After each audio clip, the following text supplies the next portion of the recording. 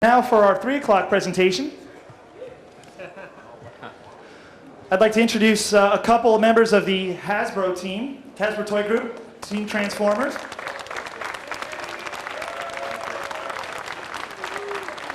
On the left, we have Joe Mattiko, who is in their engineering group. And we have Jamie Overbey on the right, who is part of their marketing group.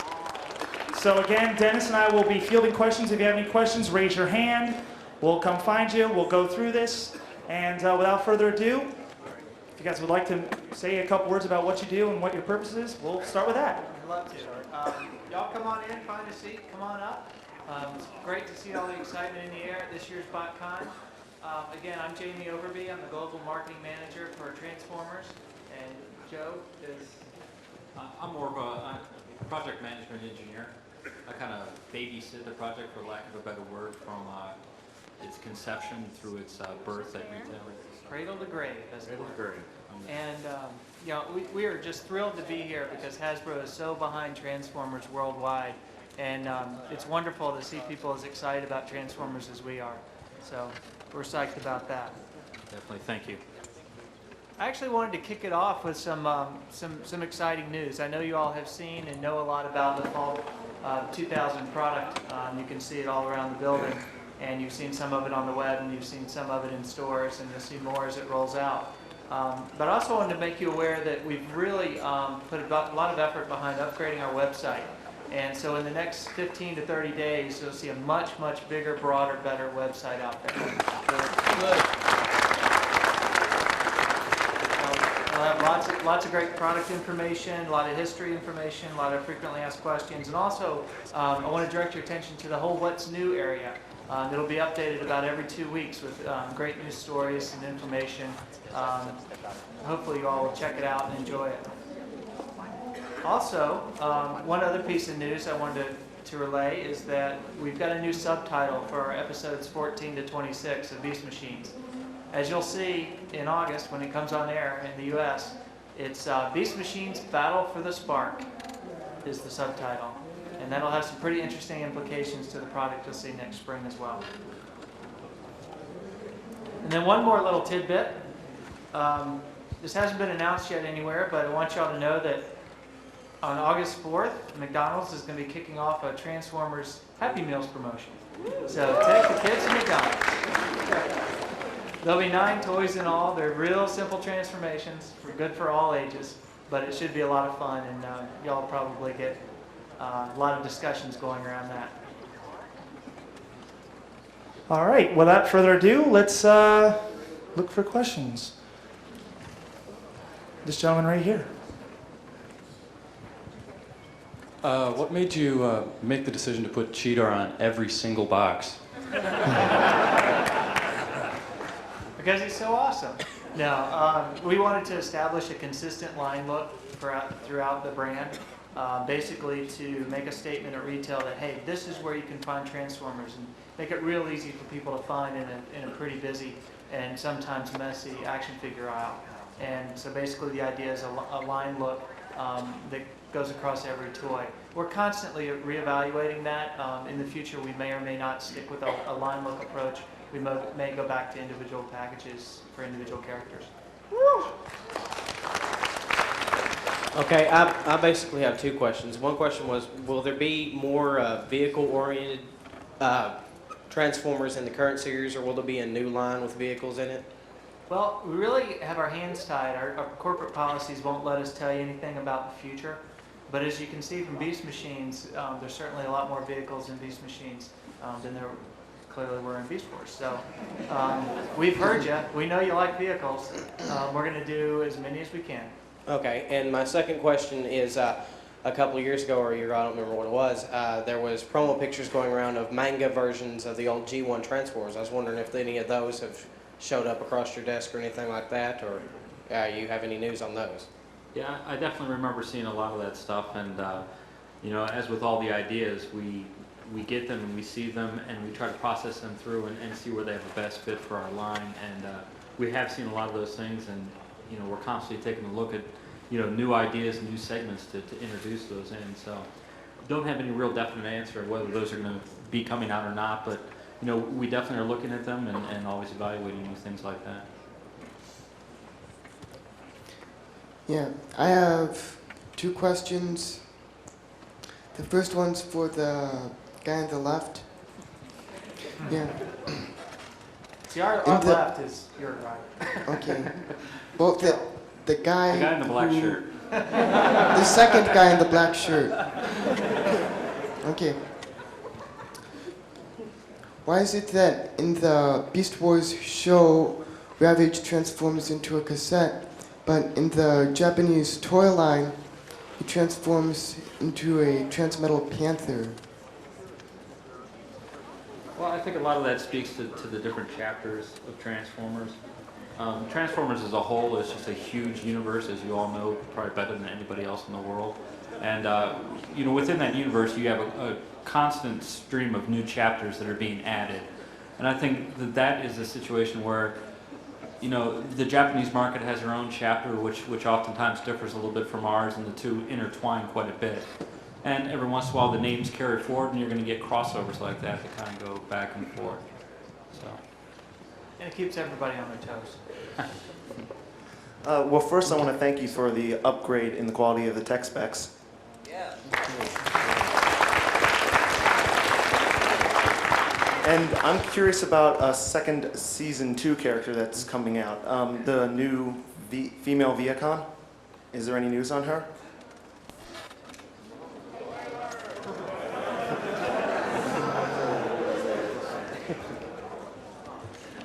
Yes. Okay. If it's not out yet and if it's not imminent, we can't really comment on it. But keep your eyes peeled. Okay. My second question is, are the Beast Machines Happy Meal toys all going to be animals or all vehicles? And if not, then just what forms are they going to have Well, as they're far as actually, vehicles and animals? sure, there are actually 9 of them. There's Optimus Primal, Cheetor, Megatron, and Jetstorm. So there's a mixture of beasts and vehicles, and then several others. So there'll be a mixture, 9 characters. I was wondering about the new Beast Machines tech specs. Is there any reason why from Beast Wars to Beast Machines, instead of having a character drawing of the figure, of the character, now there's just the picture of the action figure on the tech specs?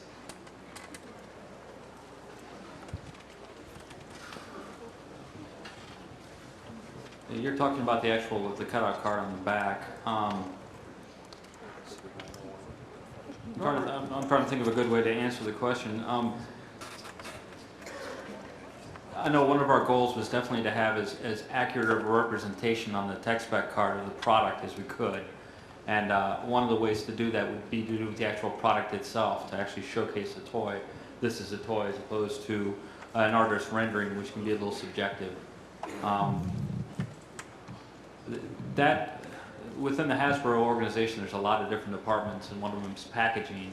That's the type of situation where a lot of those initial ideas may come from packaging has a great idea of how to enhance the project and how to enhance the toy. And that's one of them where they thought perhaps it'd be a better way to showcase the toy instead of the drawing.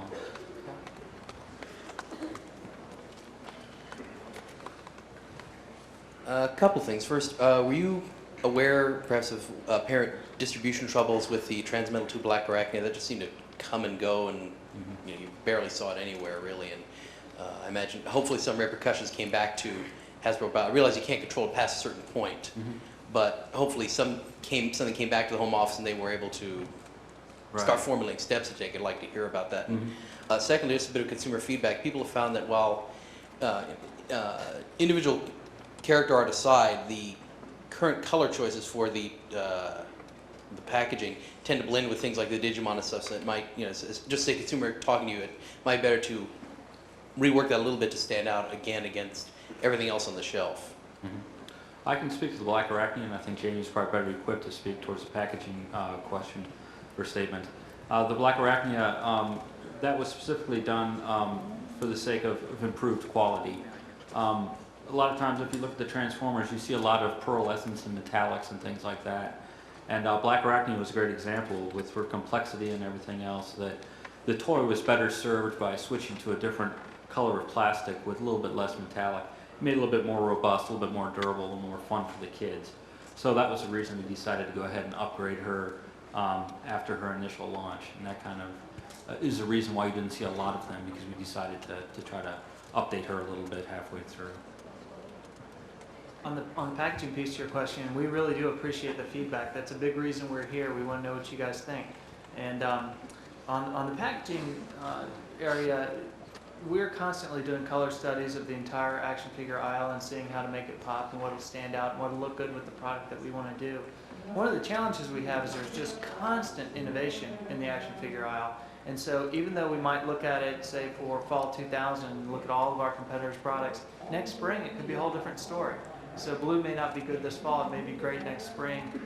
It may be great this fall, it may not be good next spring. So it's a pretty volatile aisle, and it's hard to pinpoint the best way to stand out, but that's certainly one of our really dual objectives. First is to complement the toys and complement the product so that each individual one looks fantastic. Beyond that, let the whole brand stand out within the whole aisle. Will we see a revival of the Generation 1 Transformers both on TV and in the stores? You know, we get a lot of questions about that. They're certainly very popular and popular with most of you all, I'm sure. There are a couple of factors there that have held us back when we're constantly evaluating what we should do and what we should bring back and what we should do in the future. There are, a couple of things I can speak to on the G1 product. One is that safety regulations have evolved over time. So the current U.S. safety regulations for toys, which have to be safe for children, are really very, very stringent, and they're more stringent than they were back then, back in the 80s, and they're also more stringent than they are abroad. So that's also a reason we sometimes have trouble bringing product that you see in other parts of the world to the U.S. Also, some of the tools on some of those toys are just worn out because we ran them hard when the time was nigh in the 80s, and we'd have to retool them to do them again. And that becomes a real challenge, where if you have such a huge line as you had with the G1 stuff, you really have to go back item by item and evaluate the condition of the tools and evaluate whether they would meet U.S. safety standards or modern world safety standards. And all of those factors tend to make it much more of a challenge to try to roll out those old guys than you would typically think it would be. On the surface, perhaps looks like you can just turn them back on and start running them again, but there's a number of factors that Jamie alluded to that really makes it a tough challenge. But we're constantly taking a look at that stuff because we hear that all the time, and we're always looking at those things and opportunities to bring those back. So, as Jamie said earlier, please stay tuned. I'd just like to thank y'all for coming out to the convention this year. Just a couple of comments and questions if possible. One, when you mentioned the website a while ago, does that include the HasbroCollector.com? Will we be seeing a greater turnover of product? Like Leo Convoy and Galvatron are really nice figures, but what's next? Two, when in '94 we were able to see from Hasbro, Kenner at that time, a much longer term view of what was coming out, the Cyberjets, the GoBots, and stuff of that nature when G2 was still popular. I know your hands are tied, but what information can you give us about what's coming out that won't violate your orders? And three, this is a personal request. If you go back to make G1, please, please, please make a Headmaster RC with Daniel. That has been I know the cost and expense is incredible for making a brand new toy. I'm not going to fool myself with that. But there's a fan base here for RC. There's people like myself that like Headmasters. I hope there's still more than just me. And that it's just, since female characters are no longer something you shy away from, that you stick back on the peg hooks, please consider making that, because you've got the money. If you make it, you'll sell a whole bunch. Thank you. I like RC myself. Let's do a raise of hands. If we made a big RC toy, who would buy it? That's pretty good. That's pretty good. Okay. Yeah, one to play with, one to keep in the box. Well, that's pretty outstanding. Let me answer the web question real quick. And sometimes it's a little bit confusing because there are so many domains, and we love the fan websites that have sprung up. They do nothing but help build the understanding of Transformers. But within the Hasbro's world, we do have a place called HasbroCollectors.com, which many of you are familiar with. And they brought over some product and tried it out. Basically, they're working through their inventory right now, and they haven't sold enough. So go buy them, and as soon as we're sold out, we'll get some more. That's Hasbro Collectors. And then within Transformers, Transformers.com has several different legs to it. It has BeastWars.com, it has BeastMachines.com, which will come up in a few weeks. And that's really where we're focusing a lot of our effort. And we're not currently selling product on that site, but it's a great source of information. Hello. I had a question, just to get a feel for, I'm noticing lately, there's a lot of outside companies approaching you guys to use the license. Like, I was walking around, there's like a lot of t-shirts and a lot of like air fresheners and obscure stuff. Are you guys approached a lot by outside companies to use the license? Is it just booming right now? Because it's like pretty chic, I guess, whatever, to use the Transformer name. Can you give us kind of an idea how often you're approached and how much does it cost to license it? It depends. How much you got? No. There are, we're very protective of the Transformers brand, clearly, because we own it. But we do have an out-licensing group, and they handle out-licensing for Tonka and some of our other core brands, as well as out-licensing for Transformers. And there's been a lot of activity in the t-shirt world. I see a lot of them here this weekend, which is terrific. We've got some back at the office. It was a really nice day when I got a big box of t-shirts and got to hand them out to everybody. Big box. Big box. But the cost of licensing varies dramatically depending on the product line, category, and the market that you want to license to, based on market potential. And we are approached constantly on a lot of our brands, including Transformers. So if anybody has good ideas, they can get in touch with me, and I can send you the right person in our licensing group to see what we can do. I just want to get your guys' reaction. What do you think of when you went and put the Transformer name on the Animorphs, and now they're selling for like $1 or less a piece at Walmart because they want to dump the inventory?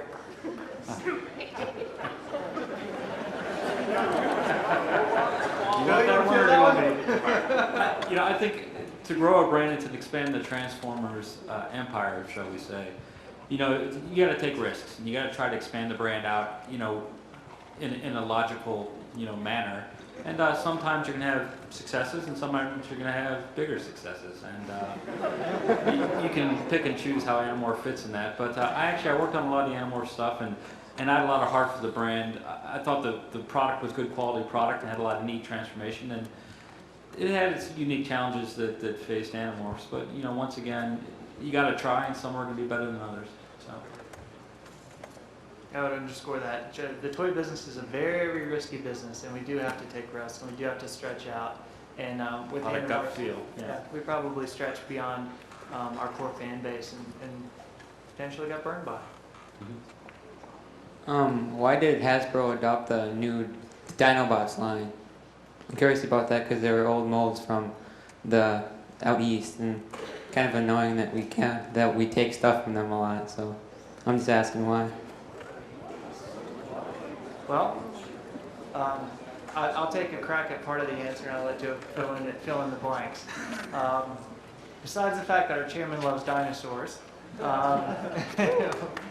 which are very hot right now. I mean, you think about it. You've got the Dinosaurs movie. You've got other dinosaur movies coming out in the future.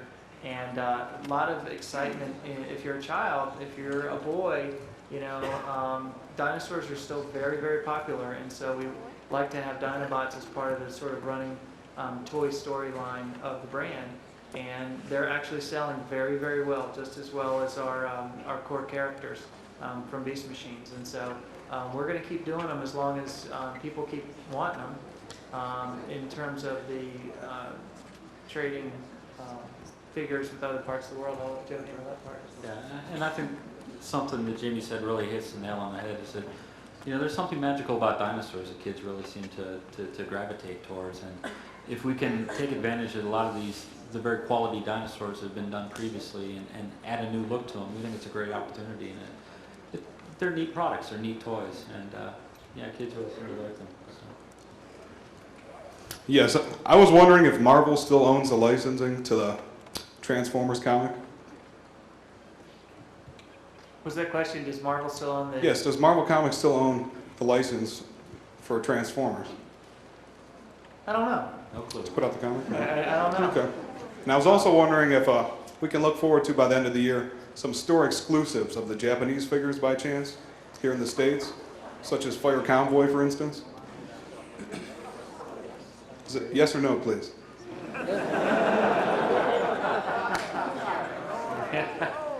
That answer would be we'd like to, but no. Okay, well, thank you. I'd like to know if, since Hasbro and Wizards of the Coast have recently merged, and they produce such games as Dungeons & Dragons and the new Marvel RPG, I was wondering if there would be any cooperation to produce a Transformers RPG. It's a great question. We're thrilled to have Wizards as part of the Hasbro family. To my knowledge, there's not plans to. I mean, what would you guys think? I mean, what are your thoughts on that? Yeah. What's that? On how well it's executed. Okay. Yeah. This seems like the ideal room to pull the flavor for that. So, Yeah, I brought my pen for a reason, so speak up. I'm writing them down. I actually had some questions about the past of the recent past of the toy line. Hopefully you'll be able to answer that. In '96, the Beast Wars line comes out, and it had animals that turn into robots, as could be expected. Cross-section of animals, some cute, some vicious, some endangered, some common, and a lot of speculation came about what could come up with future developments. And then all of a sudden, the year following, everything switched. There were the two extra lines, two pretty good lines with the Fusors that had different parts of different modes, and the Transmetals with all their quasi-vehicular add-ons and chrome. You know, they were very good, but the base stock of animals just dried up after that. And my two questions. One, what prompted the decision to make such a dramatic shift from normal animals to all these chimerae and chromed flying tyrannosaurs? Two, why were the base stock animal to robots not kept in some fashion, whether new original molds or porting over Neo or whatever it took to keep a cross section of natural animals about? And 2A, although I'm a bit biased, why no penguins? Okay, I think the biggest answer to the question would be just the line needs to evolve and grow over time. As you saw in the original Beast Wars episodes way back when, all the way up through Transmetals, the show changed quite a bit from, a very nice looking monkey Optimus all the way up to Optimal Optimus. And these were just steps along the way. And we did maintain a lot of core animal types, say Cheetor, and those types of things did still exist. And Rat Trap's obviously a rat, but it's, the short answer to your question is it's an evolution of the line. Every couple of years to bring it out and bring something new, because we also want to offer something new to you guys, to where if it was the same animals year after year after year, we worry that people will get bored with that, and we want to keep people on the cutting edge and as excited as possible. Which makes me really want to ask a question. Okay, let's say we come out with a toy. How long should we have it in the marketplace? Everybody who thinks 6 months, raise your hand. Everybody who thinks leave it out there for a year, raise your hand. Wait, what was the question? Once we make a toy, how long should we keep it at retail? And then a year seems like a popular answer. How about a year and a half? About a year. So keep it at retail about a year. Okay. Okay, I have 2 questions actually. The first one, rumor went around for a while that Jen Donahue may be joining the Transformers team. Is there any truth to that rumor? She is, you must be a Star Wars fan. Yes. You are. Where are you? over here, behind the camera. Right in the back. Okay. That's great. I appreciate the question very much. Jen is now our retail marketing manager. She works on several different action figure lines, including Transformers.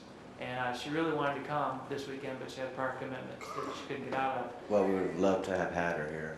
Thank you. My second question. What's your name? John. John, I will tell Jen that you said hello. Okay. Okay, second question. Ravage. Are we going to get to have the exclusive available to us in the United States, or do we still have to pay more money than it's really worth to get it from overseas? 125. Heaven forbid I got a couple of those sitting around my office. I didn't know they were worth that much. I would not really thought. No. I don't think there's a Ravage special. Yeah, we don't really have any particular plans specifically for that now. But, you know, once again, if there's enough interest for it, those plans could quickly change. But to be honest, you know, we don't really have any current plans. Ravage's a great character, though. We definitely keep him in high regard. Hi, I have two questions, or rather comments. If there is a return to G1, I think I speak for the majority of the fans when I say we don't want the same toys we got in the 80s. We want new stuff designed with Beast Wars level posability and everything.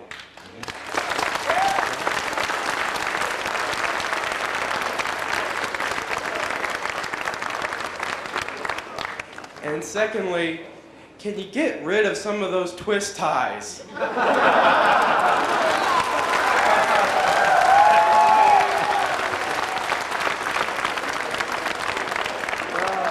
Either the twist ties or wire snips. I hear you on the first one. As a matter of fact, a couple of years ago at BotCon, we did some research, and posability was a big part of what you all wanted. So we'll definitely work on that. In terms of the twist ties, they're my personal pet peeve. But Joe, why do we have twist ties? I can give you a good technical answer. You know, when the product is produced, obviously it's produced in the Orient, and it needs to get put on a ship. The ship goes several thousand miles. It gets put on a truck. Truck goes 1,000 miles.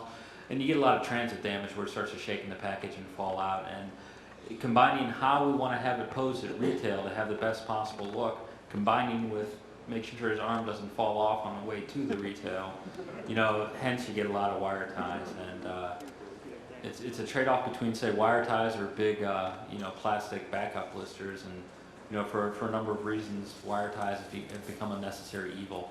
But we have definitely heard that before, and I know myself that I'm not a big fan of wire ties, so we will try to minimize them as much as we can. But like I said, unfortunately, it's a necessary evil. So. Yeah, my name is Dean Johnston, and I don't know if you've heard of me or not, but for about the last year, I've been trying to get a Transformers series produced. I contacted Nelson Shin, Takara in Japan, Mainframe, and Marvel, and they all gave me the green light for it. And then when I contacted Hasbro, they want to give us the license for it. So now my question is for you. All my ideas are sitting in Jim Kipling's office, and I was wondering if you think that they're going to steal my ideas, or if they just plan on going in a totally different direction than what I want to do. Well, we don't steal ideas. We have plenty of our own, thanks. I don't think, to be honest with you, I'm not familiar with the situation at all. What was your name? Dean Johnston. Dean Johnston? Yeah, I wish I had an answer for you, but to be honest with you, in my daily dealings of my job duties, I have no exposure to that, and I'm not sure what that situation is. Sorry. Yeah, Jim sits right down the hall from me, and I can certainly check in with him, but essentially, we tend to go through a process of creation for the show that involves our properties group, a staff of writers, staff of creatives, as well as obviously the studio and the voice talent that was up here earlier, and everyone else who's involved. Whether we would ever depart from that, I don't know. I'm sure that the people who've seen your work have appreciated the submission, and they'll review it, see if it works or not. Right now, I'm not aware of any progress on that front, and until you brought this up. I wasn't aware of your submission either, so. In recent event, recently we've seen the re-emergence of Injector and the Fusors and a lot of the older Beast Wars toys. My question was, what brought this decision about? Was it demand, or was it excessive stock, or? Well, it's definitely not excessive stock. Just anytime you see any kind of redecoed item, it's definitely it's a full, thought-out, executed plan to roll that guy out. So it's definitely more to what you said earlier as far as demand. A demand, and we'll fill the demand, and it's actually quite an orchestrated, almost a year process to get it, even for a redecoed figure. So it's definitely a plan. We just so y'all know, we keep really close tabs on exactly how many we make of each toy, and sometimes in the course of a line's year, there might be some figures towards the end of the year that just don't get produced very heavily, as you all know, and as you all have seen in the secondary market values.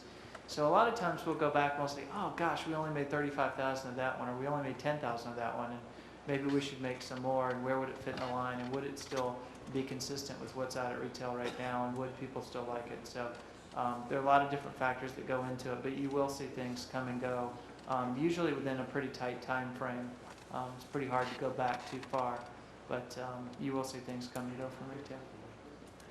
How do you balance toy production with the actual cartoon series in terms of characters? It's a fantastic question. As a matter of fact, that's what we spend a lot of our time working on. It's a big question. It's a big question.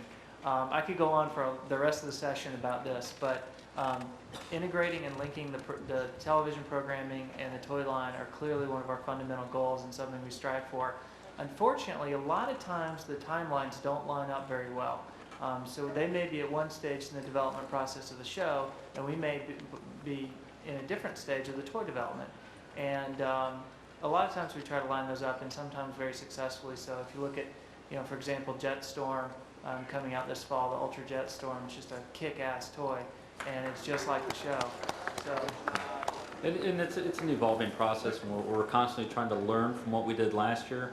What did we learn from that, and how can we best apply it for next year's Transformers to, perhaps time it better, or to have the show characters more recognizable. So it's an ongoing thing that we're trying to learn from our past and apply it so we can make the best product in the future.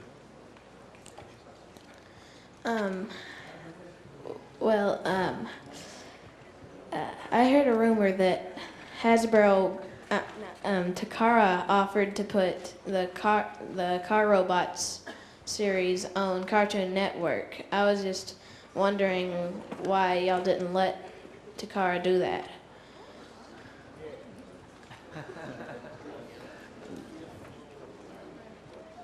Yeah, actually, I'm not sure if the rumor is true. Lord knows the internet spawns quite a bit of good information, but quite a bit of misinformation as well. Takara and Hasbro work in a partnership, that goes back obviously to the beginning, and Hasbro certainly wouldn't try to prevent or stop Takara from airing a show on Cartoon Network. And in fact, if we did have plans to go forward with something on Cartoon Network, it would be a very orchestrated attempt between our two companies to make it happen, to make sure we did it the right way. So it sounds like perhaps there's a little bit of clarification necessary. I have a question about the tech specs. Someone mentioned they've been getting really good lately, and I definitely share that opinion. But I'm wondering if you have a committee of people who sit down and sort of confer over it and decide what to put in them, or if there's kind of one guy who does a fair amount of them, which is what I know was done for part of Generation 1.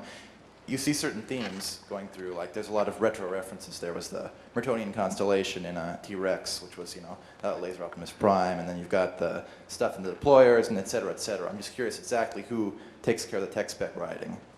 We have a package copywriter who takes the lead on most of that, and then once he takes a shot at it, we pass it around amongst the Transformers team and make modifications, changes.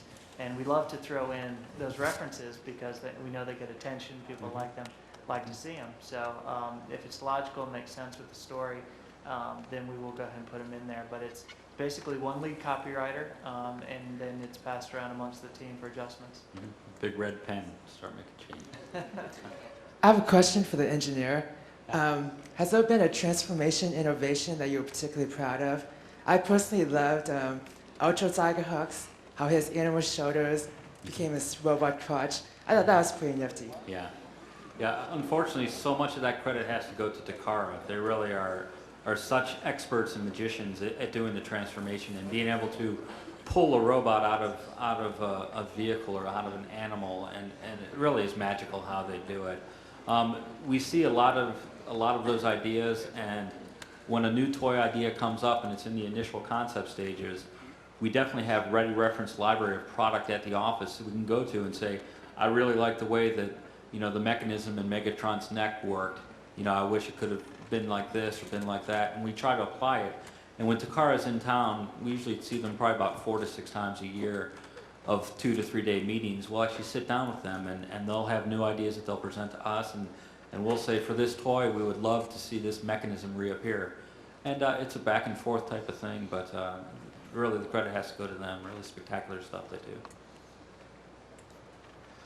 Yeah, actually I have 2 questions. The first one has to do with how much influence the sculpting that they do, that Takara does, how much influence does that have on the American artists? And my second question is Hasbro gonna start putting more paint applications on the toys? Because I think you got a lot of really richly detailed toys that have been coming out with like 1 or 2 colors on it.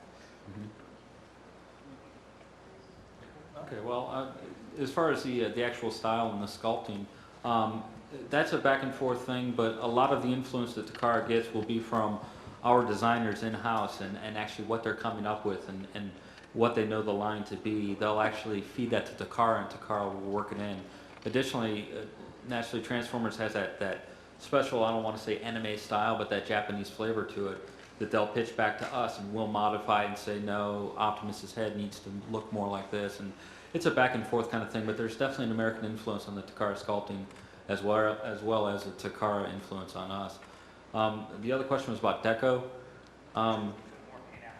The paint applications, yeah. I mean, are there types of paint applications that you guys really like more than other types?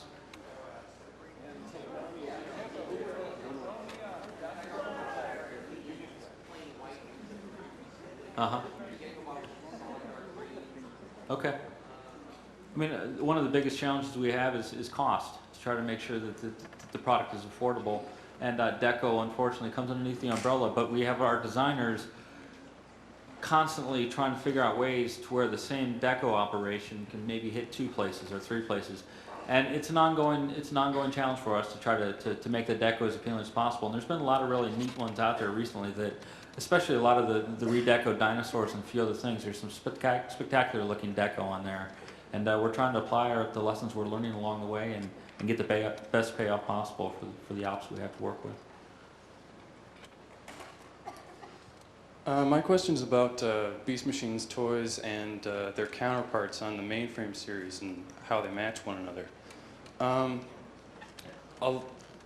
don't want to hold you personally responsible for anything that Bob Skur said on his own website, but he once spoke of how he thought that mainframe was working closely with you and trying to get everything, well, just saying that you were cooperating on your ideas, and it doesn't really seem to have worked out that way. It's something that we said earlier, where we're trying to mate up a toy schedule with a show schedule, and lessons are learned along the way. I've actually never seen the Bob Skur webpage, but I have heard his name kicked around a little bit from time to time. And it's the best we can do is try to learn from what we've done, and all I can tell you now is that we've learned a lot, and you should see a lot more and more identical matching coming out in the future. It's something that we've heard, and we're definitely going forward with. Definitely. One of our big ongoing objectives is have the toys in the show and the show in the toys, and that's kind of the That's bottom talked line about there. almost on a daily basis within the office. So. Also, as far as Beast Wars went, we know that oftentimes, or most of the time, the models that Mainframe used were based directly on your toys because they just worked really well. They were perfect matches. But it Right. seems like in Beast Machines, you look at it, like Optimus, yeah. Certain toys seem to have, like their sizes seem to have been decided based on their alleged popularity. Yeah. Like Night Scream, we know Bob Skir came up with that idea first. And I don't know if you were peer pressured into making something like that. You shouldn't have been. Big no comment. Okay. I hear you. That's a good one. Good afternoon, gentlemen. Hi, how are you? Just two quick questions. Number one, I know about the safety concerns for some of the products as they're brought over from Japan. 15 years ago, I purchased Fortress Maximus, and he came with 2 guns. But then I found out originally he came with a large sword. Is there any way that we could order parts from Hasbro that would be considered too dangerous to sell across the shelves? Unfortunately, even if we were to make, say, an item that went outside of our safety regulations, at the end of the day, we are a toy company who sells toys, and we always need to keep that in mind when it comes to safety and things like that. We know a lot of the Japanese stuff, when we brought that in, say, for the internet offering, that was a big concern, you know, is the stuff going to meet the same stringent regulations that the U.S. stuff makes? And when we did the testing, we kept an eye on that, and through minor mold modifications and material selections and things like that, we were able to actually get the Japanese stuff to pass okay and to pass our safety regulations. But, you know, at the end of the day, we got to make sure that it's all safe, and you know, I think things like that were maybe more for a collector type industry, you know, or figurines or things like that. And we think we're really good at making toys, and that's kind of where we want to stick to, as opposed to accessories and Yeah, things. that's a very big part of the answer, but the specifics are, no, you can't really order them from us in terms of a specific part.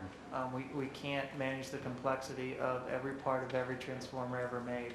But the best resource for you is right here in this room, just trading and finding things on the internet and finding things from each other that somebody might have a Fortress Maximus that's, you know, part of it's broken, but there's still the other part around that you could pick up. We've actually heard a lot about Fortress Maximus over our website. He's very popular. So there's certainly a lot of them out there, a lot of active owners. Okay, and secondly, I'm sure everyone here has seen floating around the internet these pictures of an absolutely beautiful Unicron Prototype.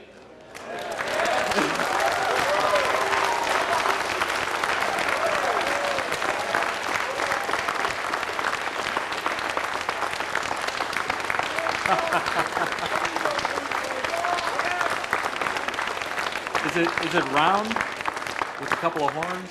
Between Hasbro or Takara, will we ever see this figure produced? We want it badly.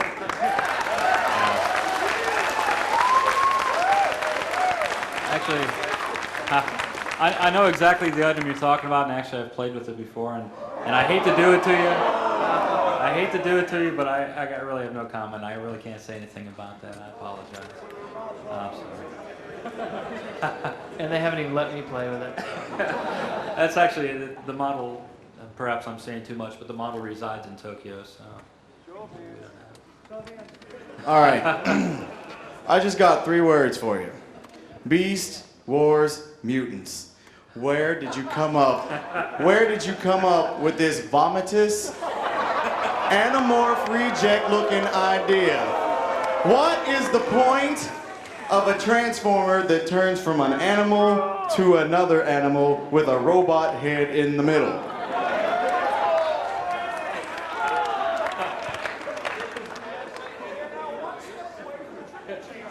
What was the question? Ouch. That's right. Transformers are supposed to have robots, right? Oh, God. Damn. About robots in the sky. It's just a while to catch on sometimes. Like we said earlier, you got to take some risks and you got to come up with some fresh thinking. That was. We'll try not to do it again.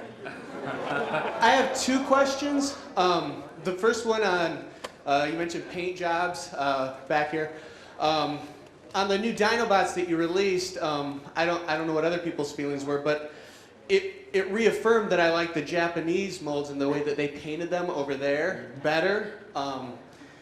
And the second question is, what is the order that Hasbro takes in the, hey, you know, got up last night and I had this idea for a toy, you know, and from the initial conception of it to kind of the completion, even the person that would do the tech specs, the production of it, you know, the initial moldings, who comes up with the initial ideas. So what's kind of the order in the process?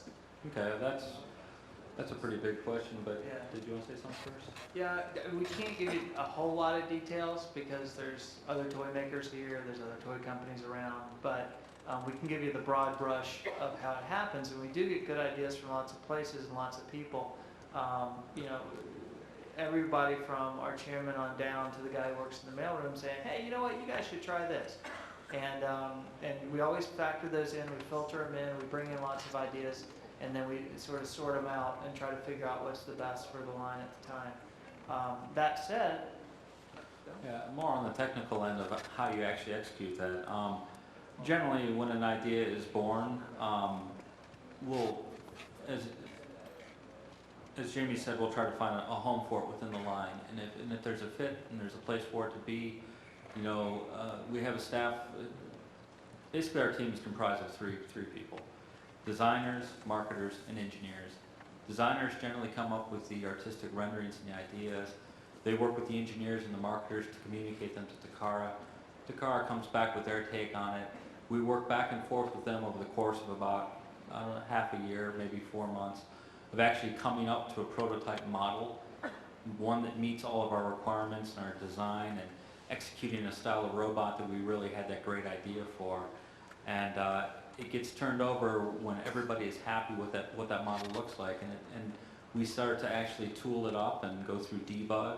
And during debug and tooling in the early stages is when we start to take the early decoration ideas that we had and actually start to apply them to the real toy and take a look at it. And we'll get early shots back from the Orient. We'll come across my desk with early paint. We'll take a look at it and we'll try to optimize them. And around that time, maybe a little bit sooner, packaging also gets kicked off, and we start to, you know, the marketing will start to work with the packaging to come up with a look that best showcases the toy. And it's a simultaneous process where you have about 3 or 4 different elements running at the same time, you know, ultimately marrying up along the way with key dates and with the primary goal of getting the stuff to ship out of the Orient. So there's really a lot of things go into it, but it's a rough overview.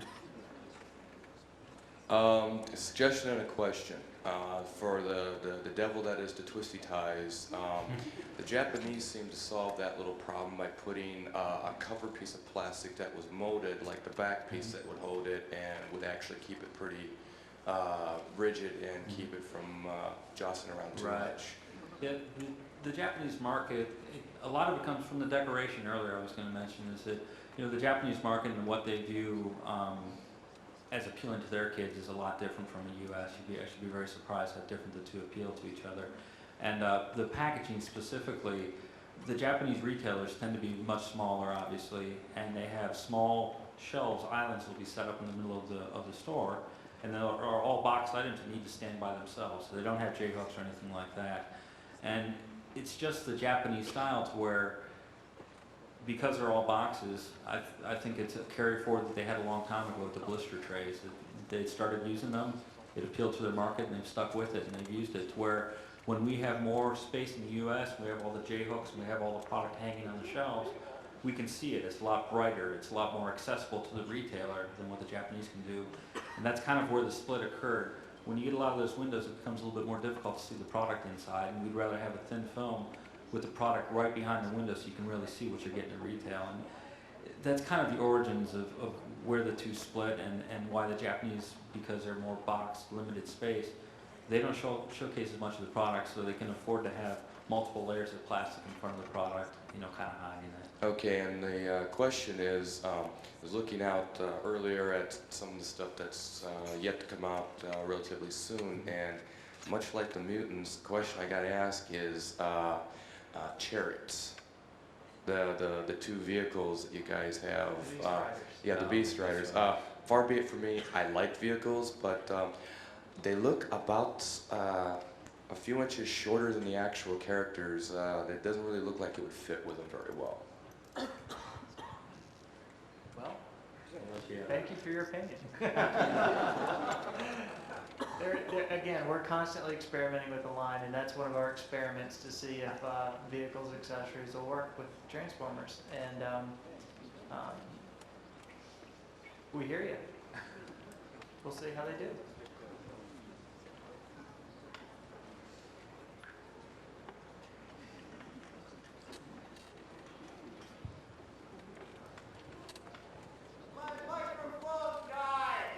Oh no! Yeah, no problem. We can hear you, and we'll repeat what you say so everyone can hear you.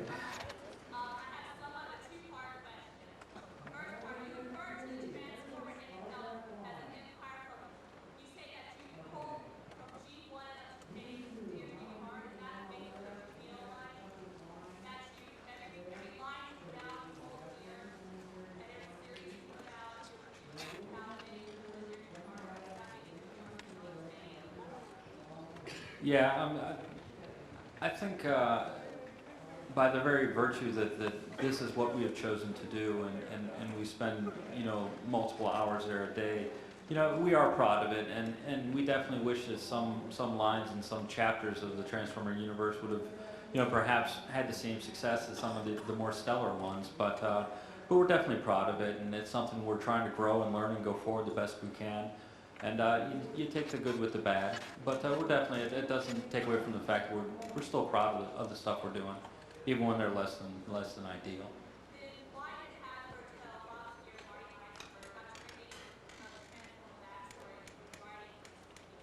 So that's a type of situation where I really don't have exposure to that, and I don't know.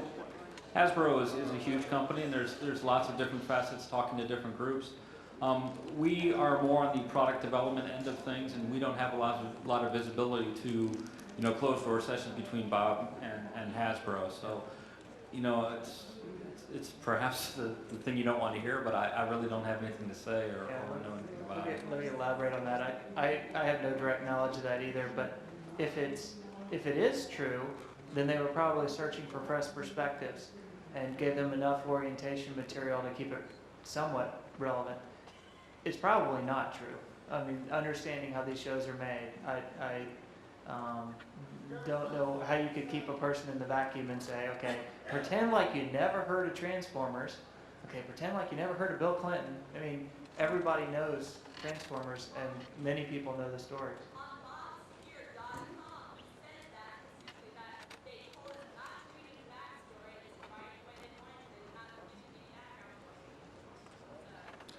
Seeing how good he was.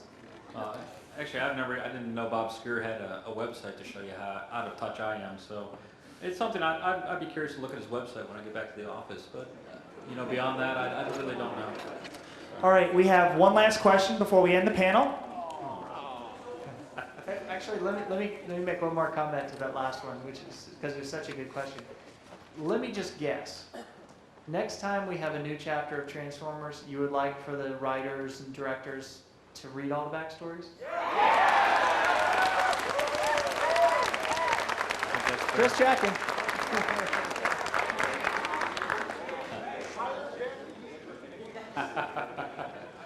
I had kind of a dual question. I had seen rumors on the internet of a character coming out of Noble Savage. I wonder if that was a character that was going to be produced. And another question I had, as I saw out in the front, is I've seen the Silverbolt character, and it being more of a predominant popular character, why it was made in a basic rather than being like a deluxe or possibly up to Omega being a predominant character that's popular on the show. Let me take a stab at those. The second one first. As you've seen in the line, we've made characters across different sizes. So we're sort of judging the relative appeal and seeing how they do. For example, Silverbolt, we're going to test him out as a basic, and if he does really well, maybe we'll make him into something else later. Maybe not. Depends on how he does and how we feel his popularity is relative to the other characters. Noble Savage, that's certainly a character that we've targeted to look at in terms of toy product.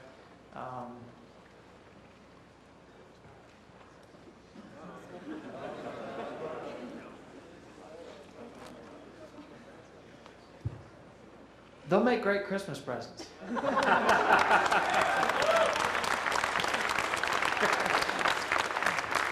And with that, we're going to end the Hasbro panel question and answer session. We'd like to give a warm thank you. Thank you, everybody. But wait, the next fan panel is starting. 10 things you didn't know about the Transformers, presented by Tim Finn. He's got a lot of great stuff. So stick around for the next panel starting soon.